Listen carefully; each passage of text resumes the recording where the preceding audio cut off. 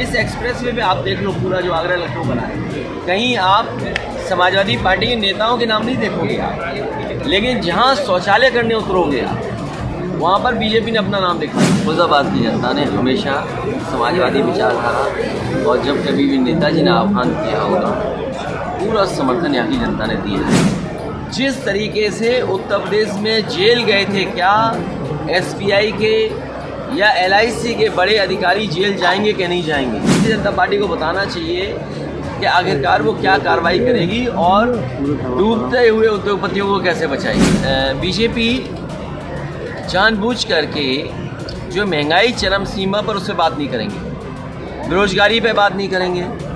ये जो इकाना स्टेडियम है ये भगवान विष्णु के नाम पर बना था, लेकिन इन्होंने अटल बिहारी वाजपेयी जी के नाम पे कर दिया। हमें कोई उससे नाराज़गी नहीं है और फैज़ाबाद में कई मौक़ों पर आने का मौका मिला है। ये 6 समाजवादियों का रहा है।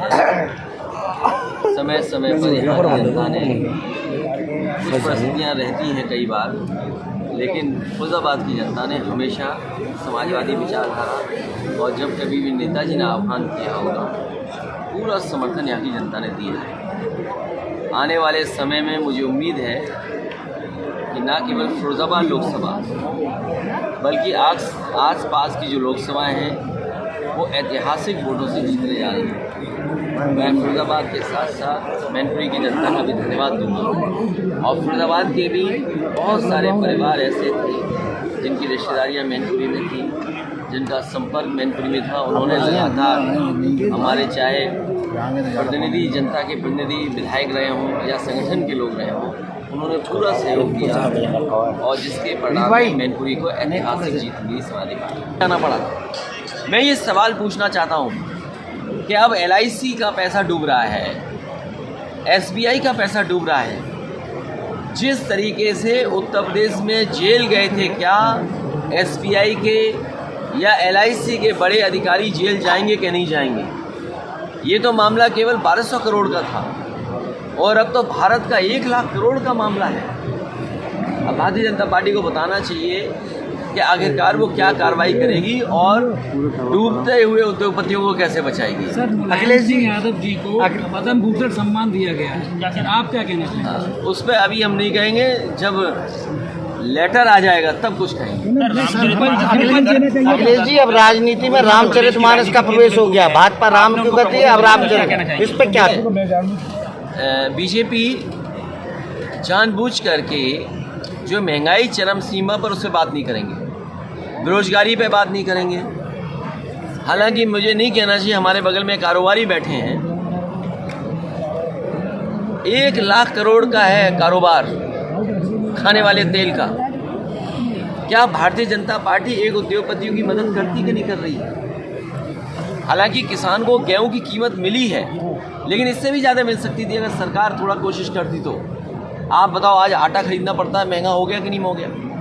तो ये जानबूझ करके जो बुनियादी सवाल हैं उन पर नहीं चर्चा करना चाहते। चरम सीमा पर महंगाई है, चरम सीमा बेरोजगारी है, न्याय मिलना नहीं है। और फिर मैंने कई मौक़ों पर कहा और फिर मैं कहता हूँ, जिस बात को लेकर के बात खड़ी हुई है, क्योंकि हम उसके जानकार नहीं हैं। हमसे कोई कहे सड़क बनाए तो हम सड़क बनवा सकते हैं, हमसे कोई डायल एंड बेहतर करना है तो हम डायल एंड बेहतर कर सकते हैं, हमसे कोई कहे कि एम्बुलेंस बेहतर करनी तो एम्बुलेंस बेहतर कर सकते हैं, नौकरी कैसे मिलेगी, रोज़गार कैसे मिले वो हम कर सकते हैं। संगठन और संगठन के माध्यम से जनता तक अपनी बात पहुँचाना और संगठन के ही माध्यम से जनता को जोड़ने का काम करेंगे। कोई वर्ग नहीं छोड़ेंगे जिसके बीच में समाजवादी पार्टी अपनी विचारधारा लेकर के न जाए। हाँ, कोई वर्ग, मैंने कहा हर वर्ग के बीच में समाजवादी पार्टी जाएगी, क्योंकि जो काम समाजवादी पार्टी ने करके दिखाया, आपने कल ही देखा होगा जिसमें भारत को जीत हासिल हुई, T20 मैच में भारत की जीत हुई, और आपने उत्तर प्रदेश के मुख्यमंत्री जी को भी देखा होगा हाथ हिलाते हुए। उस स्टेडियम को बनाने का काम अगर किसी ने किया था तो समाजवादी लोगों ने, और समाजवादी पार्टी में बना इसीलिए अंतर्राष्ट्रीय स्तर का वहाँ मैच हो पाया। तो वो दल है जो दूसरों का काम अपना काम बनाती है। ये क्षेत्र वो है जहाँ से बिल्कुल करीब बटेश्वर है, जहाँ पर स्वर्गीय अटल बिहारी वाजपेयी जी की जन्मस्थली रही है। मैंने कई मौक़ों पर कहा कि उनकी जन्मस्थली पे भी काम हो। ये जो इकाना स्टेडियम है ये भगवान विष्णु के नाम पर बना था, लेकिन इन्होंने अटल बिहारी वाजपेयी जी के नाम पे कर दिया। हमें कोई उससे नाराज़गी नहीं है, लेकिन क्या भारतीय जनता पार्टी को बटेश्वर में यूनिवर्सिटी या स्पोर्ट्स का इस तरह का इंफ्रास्ट्रक्चर नहीं देना चाहिए?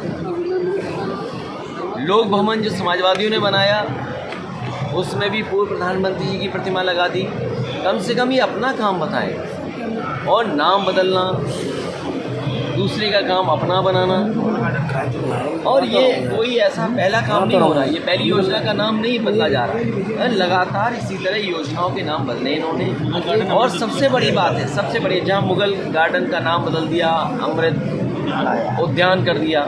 इस एक्सप्रेसवे पे आप देख लो, पूरा जो आगरा लखनऊ बना है, कहीं आप समाजवादी पार्टी के नेताओं के नाम नहीं देखोगे आप, लेकिन जहाँ शौचालय करने उतरोगे आप, वहाँ पर बीजेपी ने अपना नाम दिखा दिया। और सबसे बड़ा सवाल ये है कि जिस तरीके से अर्थव्यवस्था की हालत है, जो शेयर मार्केट गिरा है, जिसका भारतीय जनता पार्टी दावा करती थी कि उनके प्रयास से कोई उद्योगपति दुनिया में नंबर 1 होने जा रहा है, बताओ आज वो कहाँ पहुँच गया। और ये आंकड़े अगर नहीं संभाले गए तो न केवल देश दुनिया में हमारे उद्योगपतियों का नाम बदनाम होगा, बल्कि हमारी कई बैंकें नहीं हुई थी, 2 हुई थी मीटिंग, एक डिफेंस एक्सपो और दूसरा इन्वेस्टमेंट मीट, और ये तीसरी करने जा रहे हैं। पहले दुनिया में घुमाए सब देशों में, फिर बड़े बड़े शहर घुमाए, अब जिले जिले घूम रहे हैं। अरे भाई, तुम्हें जब विदेश से इन्वेस्टमेंट नहीं आया तो जिलों से क्या इन्वेस्टमेंट मिलेगा तुम्हें?